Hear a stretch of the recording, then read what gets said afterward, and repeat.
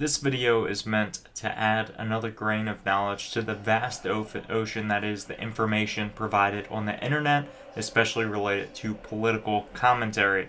Today we're reviewing the Kobe Bryant and Gianna Bryant Helicopter Safety Act, which has not yet been written but has been previewed and at least proposed by Congressman Brad Sherman from California's 30th District. So this is going to be a bit of a shorter video because the text of the legislation is not yet out, and that's usually how I analyze public policy. But in light of the recent tragedy with Kobe Bryant, I thought it would be best to present this act to you. Since you likely care about the scenario that occurred, you can go let Brad Sherman know about your opinion on this legislation. So Kobe Bryant recently fatally crashed and died in a helicopter accident.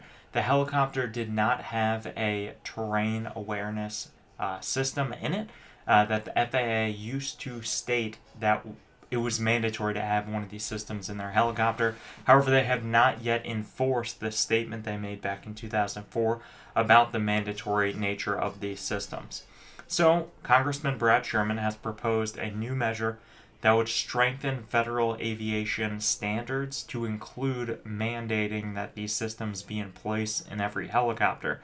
Specifically, Brad Sherman released a statement saying he is writing and planning on proposing this bill that would strengthen safety standards for helicopters to prevent future tragedies like the one we saw with Kobe Bryant. Most broadly, the act will force the Federal Aviation Administration to strengthen federal safety standards for helicopters, but more specifically, what this act will do is force every helicopter owner, even those that charter helicopters, to have on them terrain awareness warning systems. The statement goes on to say that Kobe Bryant's helicopter did not have one, and if it did have one of these terrain awareness warning systems, it would likely not have crashed. So this is meant to prevent future tragedy, but it goes a bit farther, forcing the FAA to form a commission that will produce a report on safety measures that should be taken in low light or low visibility flying scenarios for helicopter pilots.